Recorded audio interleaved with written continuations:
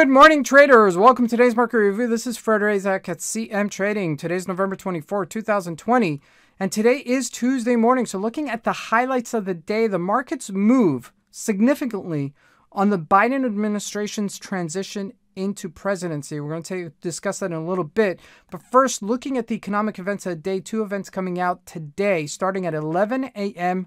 South African time. Out of the European Union, we have a German IFO business climate number coming out. And then at 5 p.m. out of the United States, consumer confidence number coming out. And that's a very important number. So you do want to pay attention to it, especially if you have positions in the U.S. markets. Now, looking at the currencies, first starting out with the British pound, trading higher versus the USD. It broke higher as well.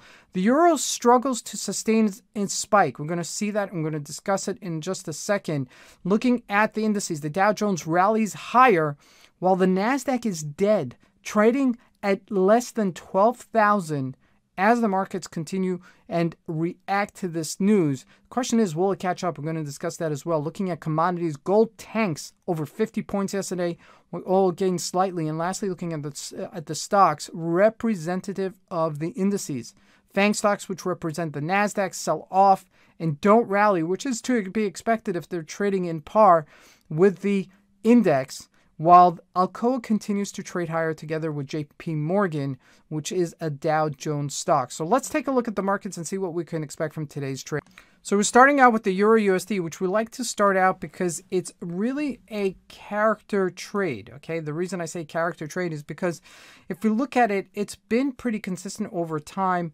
It's trading as high as 1907 yesterday, okay, broke higher as the news came out that the transition is going to happen for the Biden administration, and then we tanked, okay, we capitulated at this level. So what is very important to note here is that it does have the upper limit and the lower limit. 119 is the upper limit, 118 is the lower limit, and we're smack in the middle right now, 1850, okay, which is really very interesting to note. So keep that in mind today, because I don't think we're going to be breaking higher or lower. Now, what's happening with the British pound, look at that. Yes, they rallied all the way to 133.96 and then selling off, okay, at this level to 133.33 right now. Okay, now these type of moves, these type of spikes, okay, they are news related, and there is a correctional move that comes afterwards, okay? So right now we're just trying to gain on the real estate we lost yesterday after making that spike higher. Okay, the question is is this a bona fide breakout?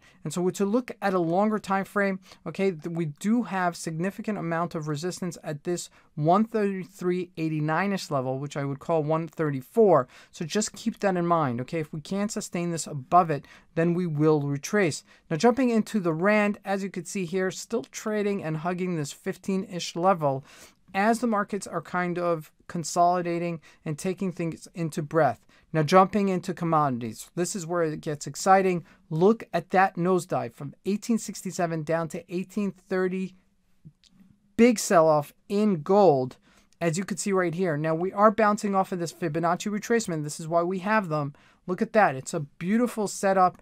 Look at a daily, okay? If we could see that just for a second. 1830 is that level where was previous resistance, subsequent support, and we are bouncing off of it. So I expect to be trading between this 1855 and 1830. If we do break this 1830 level, we could retrace back to the 1741, and this will break our perception of what we expected gold to happen by the end of the year.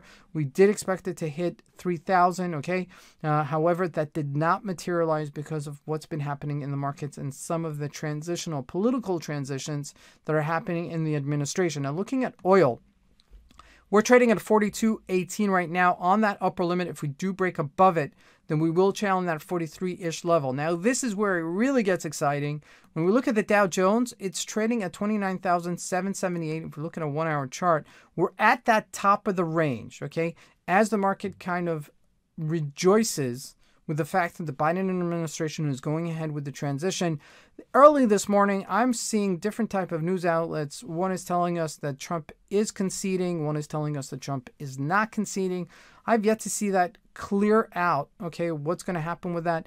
I do expect the markets to still have some tremendous volatility as a result of that, because it's tremendous unrest in the United States. And let's face it, the United States does set the parameter economically, internationally. So it is a major player, and we want some political balance there to balance out the markets. Now, looking at the Nasdaq, didn't go higher. Look at that, dead, 11,964. And this is the question. Was it a fake out in order to break out today? Okay. Or is this going to sell off because it's really showing some tremendous weakness? My guess is that it's of the latter. And the reason I say that is because if we look at Apple, sold off significantly yesterday, over 5 points. Okay, tremendous sell-off for Apple. Facebook also sold off to support, but sold off as well. Microsoft selling off to 209.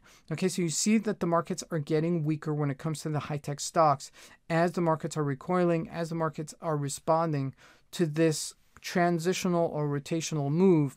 Okay, whatever is setting it off. Okay, if the Biden administration is going to be negative for the high-tech stocks, that's yet to be seen.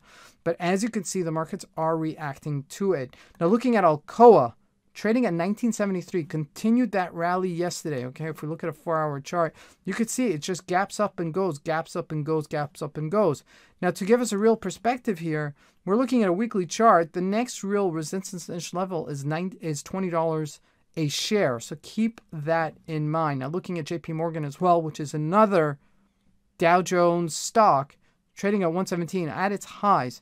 Now, we haven't been at these highs or close to these highs since the debacle back in February as the pandemic hit the streets. So keep that in mind. Now, looking at Bitcoin, it is consolidating in this 18,000-ish level. Does look like it's making somewhat of a flat line here, which is to be expected, okay, as the markets kind of digest this new news, okay, as we move forward today. So keep that in mind. Now, again, I can't stress this enough. Tomorrow is the last day of the trading before Thanksgiving, so I do expect lighter volume as we go into the Thanksgiving weekend.